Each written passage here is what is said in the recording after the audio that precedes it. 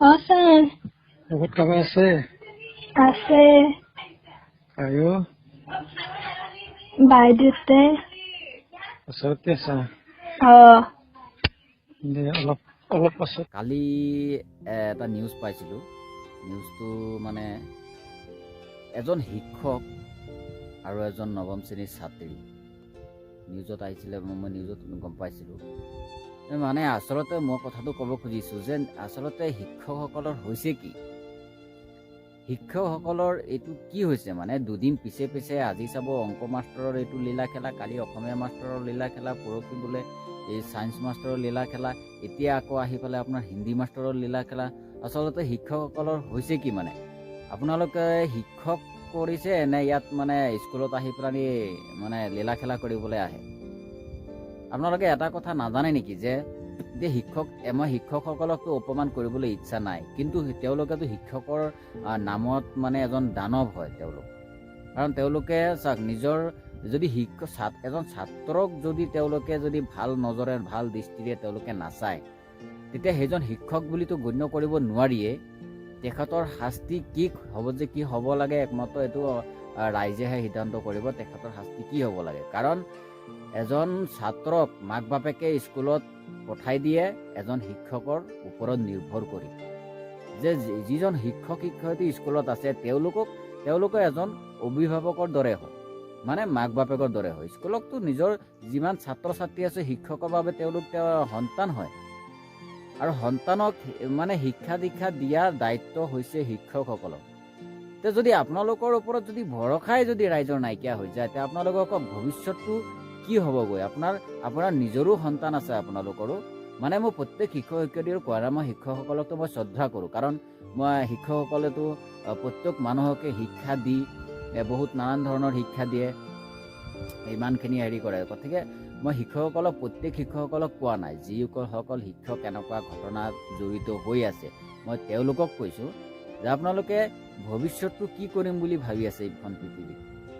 আপোনালোকৰ আশাত মানুহে ল'ৰা ছোৱালী স্কুলত দিয়ে, আপোনালোকে শিকাব, শিক্ষা দিব, মানুহ বনাব, আৰু আপোনালোকে এনেকুৱা কৰি দিয়ে। কি বিশ্বাসত আপোনালোকক দিব? আপোনালোকে কওকচোন। আপোনালোকে এজন শিক্ষকে আৰু 10জন শিক্ষকক আপোনালোকে বদনাম কৰি দিছে। পৃথিৱীখনত কি কৰিম বুলি আপোনালোকে আহিছে? ইমানটো আপোনালোকৰ ধৈৰ্য নাইনে? আপোনালোকে এই নৱম শ্ৰেণীৰ এইজন শিক্ষক দিছে, নামটো মই এইটো চাই আছে আপোনালোকে স্ক্ৰীণত, যে আপুনি যে নৱম শ্ৰেণীৰ এজনী ছাত্ৰীৰ লগত এনেকুৱা আপোনাৰ অশ্লীল ভাষা আপুনি এনেকুৱা প্ৰস্তাৱ দিব পাৰিছে, আপুনি আৰু পৃথিৱীত কি নকৰিব? আপুনি নিজে এবাৰ ভাবকচোন, আপুনি পৃথিৱীত কি কৰিব? মই এইটো প্ৰশাসনে ইয়াৰ প্ৰতি পূৰা কঠোৰ হ'ব লাগে। কাৰণ যদি এনেকুৱাই যদি হৈ থাকে, তে মাক বাপেকৰ স্কুলৰ প্ৰত্যেক শিক্ষক শিক্ষয়িত্ৰীৰ ওপৰত এনেকুৱা বিশ্বাসটো উঠি যাব। মানুহে কি শিক্ষা দিব? ছাত্ৰ ছাত্ৰীক স্কুলত পঠাব কেনেকৈ? এনেকৈ হ'লে দেখোন ছাত্ৰ ছাত্ৰী স্কুলত লৈ গৈ পেলাই মাক বাপেকে স্কুলত বহি থাকিব লাগিব। কাৰণ মোৰ ছোৱালীজনী মই স্কুলত দিছোঁ, আৰু কি হয় কি নহয় শিক্ষকৰ ওপৰত যদি মোৰ ভৰসাই নাই, তেতিয়া মই দেখোন ছাত্ৰ ছাত্ৰীৰ লগত গৈ পেলাই স্কুলৰ ক্লাছৰুমত গৈ বহি থাকিব লাগিব। কাৰণ শিক্ষকৰ ওপৰত মোৰ ভৰসা নাই, মই বহি থাকিব লাগিব।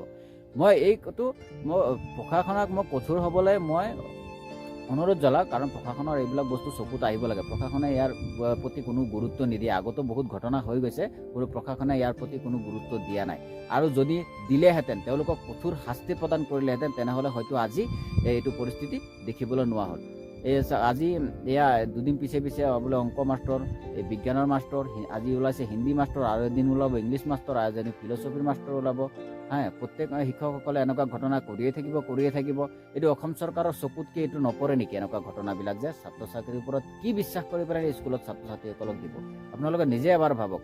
আৰু সাধাৰণ ৰাইজে এইটো কি ব্যৱস্থা, এনেকুৱা মানে কি শাস্তি প্ৰদান কৰিবলৈ এনেকুৱা শিক্ষকসকলক আপোনালোকে মোক জনাবচোন।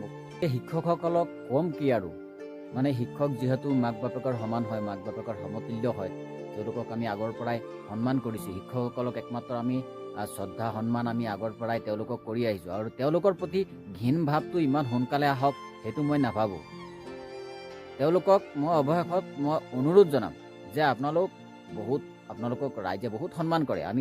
আমি এতিয়ালৈকে আজিকালি নৱপ্ৰজন্মৰ হয়তো অলপ ইফালে সিফালে হৈছে, কিন্তু আমি আমাক যিসকল শিক্ষকে আমাক শিক্ষা দিছিলে, তেওঁলোকক যদি আজিও আমি ৰাস্তা ঘাটে পাই যাওঁ, তেওঁলোকৰ পৰা হয়তো আমি অলপ টাইম ৰখি পেলাই তেওঁক মাত এষাৰ দি আমি যাওঁ, ইমানে শ্ৰদ্ধা কৰোঁ। আৰু শিক্ষাগুৰুসকলৰ প্ৰতি ইমানে শ্ৰদ্ধা, মানে ইমানে সন্মান থাকে।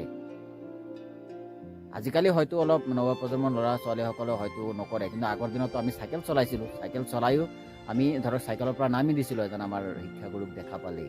ইমানটো সন্মান আমি কৰিছিলোঁ, ইমানটো শ্ৰদ্ধা কৰিছিলোঁ। গতিকে মই অৱশেষত এইটোৱে ক'ম যে যিসকল কিছুমান এতিয়াও যদি কিছুমান শিক্ষকসকলৰ যদি তেনেকুৱা মনোভাৱ আছে, অতি সোনকালে আপোনালোকে তেনেকুৱা মনোভাৱ আঁতৰাই দিয়ক। যদি আপোনালোকৰ নিজে চিন্তা কৰক, ইমান বিশ্বাসত আপোনালোকে ছাত্ৰ ছাত্ৰীসকল আপোনাক দিয়ে আৰু আপোনালোকে এনেকুৱা ঘটনা কৰি দিয়ে, এইটো আপোনালোকৰ মানে কি শাস্তি হোৱা উচিত আপোনালোকে নিজেই কওক, যে আপোনালোকে কেনেকুৱা ডাঙৰ ভুল কৰিছে। আপুনি নিজে এবাৰ অনুভৱ কৰি কওক যে আপোনাক কি শাস্তি দিব লাগিব, আপুনি নিজেই কওক। আপুনি সেইটো শাস্তি আপুনি নিজেই লৈ লওক। আপোনাক ক'বলৈ আৰু ভাষা নাই, মানে এনেকুৱা হৈ গৈছে। শিক্ষা দিয়া মানুহক আৰু বেলেগ মানুহেনো কি শিক্ষা দিব? গতিকে আপোনাৰ শিক্ষা আপুনি নিজেই লোৱা ভাল। আপুনি নিজেই লৈ লওকচোন আপোনাৰ শিক্ষাটো, আৰু শাস্তিটো আপুনি নিজেই লৈ লওকচোন যে আপোনাৰ কি শাস্তি হ'ব লাগে। এনেকুৱা সন্মানৰ ভিতৰত যে আপুনি এনেকুৱা এটা আঘাত দিয়ে ৰাইজক, তেতিয়া আপোনাৰ কি শাস্তি হ'ব লাগে আপুনি নিজেই শাস্তিটো লৈ লওক, আৰু বেলেগ ৰাইজে আপোনাক কি শাস্তি দিব।